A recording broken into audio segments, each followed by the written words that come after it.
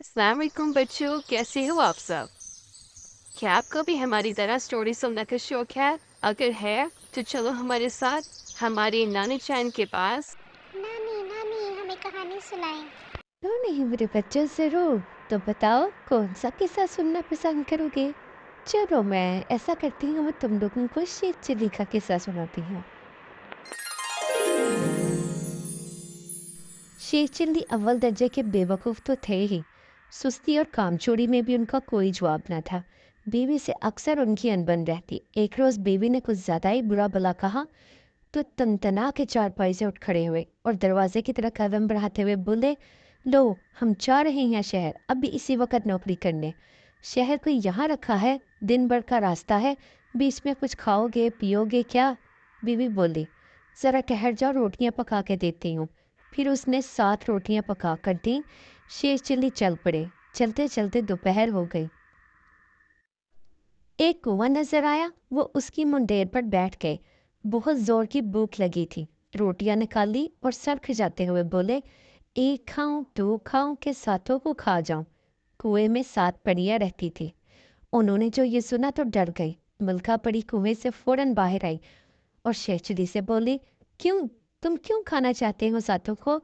भूख जो जोर की लगी है, 1 2 से काम नहीं चलेगा, इसलिए। शेषचुली ने जवाब दिया, अच्छा, अगर तुम हमें ना खाओ तो मैं एक ऐसी चीज़ तुम्हें दूंगी कि जो तुम्हें क्या, तुम्हारे खानदान भर को कभी भूखा ना रहने देगी। परी बोली और हाथ आसमान की तरफ बुलंद किया। हाथ पर एक देगची आ गई। परी ने कहा, ये देगची देख रहे हो, इसके सामने तुम जब और जिस खाने का नाम लोगे, ये उससे फिर बढ़ जाएगी। शेख चिल्ली बोले, रोटियां तो हैं मेरे पास, कौरमा मंगाता हूँ इससे। देगची फौरन कौरमे से बढ़ गई। शेख चिल्ली ने शेर होकर खाना खाया और देगची बगल में दबाकर चल दिए। शहर में एक सराय में रुके और देगची सामने रखकर बिरयानी का नाम लिया। देगची बिरयानी से बढ़ गई। फिर जर्दे की ख्वाहिश की, वो भी मिल गया। उन्होंने जी बढ़ के खाना खाया। सराय की मालका एक बुढ़िया थी जो सब कुछ देख रही थी। उसने शेषिली से देगची के बारे में पूछा। उन्होंने साफ साफ बता दिया। बुढ़िया ने अपनी चिकनी चुपड़ी बातों में शेषिली को बुसलाया और रात भर सहराई में ठहरा लिया। जब वो सो गए तो परियों वाली देगची चुराकर उसकी जगह वैसी ही दूसरी देगची रख दी। शेषचिली नकली देगची लिए जब घर पहुंचे और बीवी से बोले, देखो नेबा, तुम्हारे लिए क्या लाया हूँ। फिर उन्होंने देगची के बारे में बताया और मुर्गे मुसल्लम की फरमाइश की, मगर देगची खाली रही। उन्होंने कई और खानों के नाम लिए मगर कुछ ना हुआ। बीवी ने खूब मजाक उड़ाया। वो शेषचिली की बात पर यकीन करने को तैयार न थी। आखिर शेषचिली चिल्लाकर बोले, अच्छी बात है, कल मुझे रोटियां पका कर देना, मैं परियों के पास जाऊंगा और देवजी की शिकायत करूंगा। अगले रोज बीवी ने रोटियां पका कर दी तो शेख चिल्ली शहर की जानब दोबारा से चल दिए। कुएं पर पहुंच कर बोले, एक खाऊं 2 खाऊं के सातों को खा जाऊं। मिल्खा परी बाहर आई और बोली, तुम फिर आ गए हमें खाने, क्या अब भी खाने की कमी है तुम्हारे पास? शेख चिल्ली की शिकायत पर कि देगची उनकी फरमाइश पूरी नहीं कर रही, परी सोच में पड़ गई। फिर बोली, खैर छोड़ो, देगची को मैं तुम्हें एक ऐसा तोहफा देती हूँ कि मालामाल हो जाओगे। उसने अपना दायां हाथ आसमान की तरफ बुलंद किया और एक सफ़ेद खूबसूरत मुर्गी हाथ पर आ बैठी। परी ने मुर्गी शेषचिली की तरफ बढ़ाते हुए कहा, कि सोने का अंडा देने वाली मुर्गी है, जब कहोगे तब सोने का अंडा देगी। उसे ले जाओ और अब हमें परेशान करने मत आना। शेषचिली ने खुशी खुशी मुर्गी बगल में दबाई और चल पड़े। फिर वो उसी सराय में पहुंचे जहाँ पे बुढ़िया ने उन्हें लूटा था। जब बुढ़िया ने उन्हें देखा तो फौरन करीब आई, पूछा, अब क्या तोहफा लाए हो? शेफचिली ने ना सिर्फ उसे मुर्गी के बारे में बताया बल्कि तजर्बा भी करके दिखा दिया। बुढ़िया बहुत खुश हुई। उसने शेफचिली को सराय के सबसे खूबसूरत कमरे में ठहराया, खूब खातर मुदारत की। रात को शेफचिली मुर्गी की टांग अपनी चारपाई के पाई से बांधकर सो गई। बुढ़िया ने मौका पाकर मुर्गी चुरा ली और उसकी जगह वैसी ही दूसरी मुर्गी बांध दी। शेषचली नकली मुर्गी बगल में दबाए घर पहुंचे और लगे डींगे मारने। बीवी ने कहा, मियाँ, सोने का अंडा देखूंगी तो यकीन करूंगी। हाँ हाँ, क्यों नहीं, अभी लो। शेषचली जोश से बोले और मुर्गी से कहा, बी मुर्गी, सोने का अंडा दो। मगर बी मुर्गी सोने का अंडा तो क्या, आम अंडा भी ना दे सकी। बीवी फिर मजाक उड़ाने लगी। शेरचुली गुस्से से बोले, कल तुम फिर रोटियां पकाना। देखो मैं क्या हशर करता हूँ उन धोखेबाज पड़ियों का।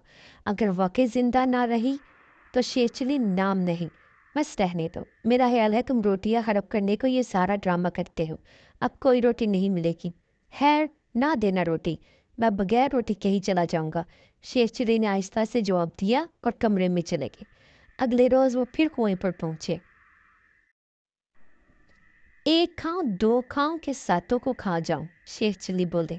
कुएं की परियों में हलचल मच गई। मलका परी बाहर आई और बोली, अब क्या हुआ है?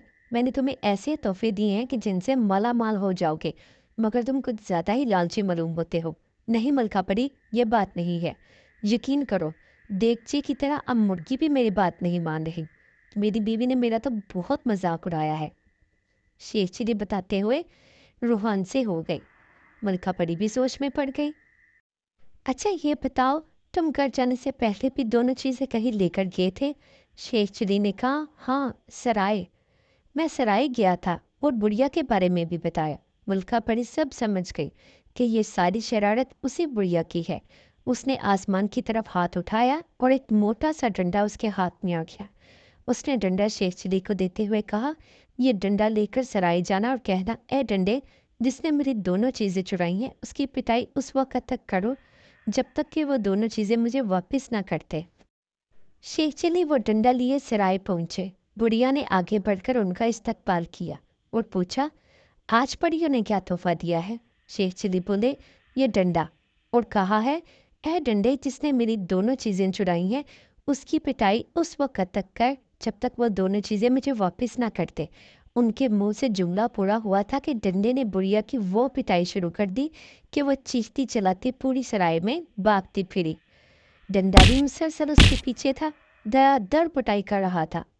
और वह तब ही रुका जब बुढ़िया ने दोनों चीज़ें शेरचुली को वापस कर दी। शेरचुली डंडा, मुर्गी और देगची लिए घर पहुंचे।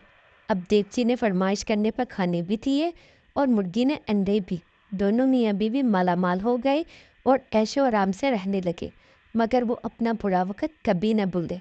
हमेशा गरीबों और हकदारों की दिल खोल कर मदद करते रहे। तो देखा बच्चों, बुरे का अंजाम हमेशा बुरा ही होता है।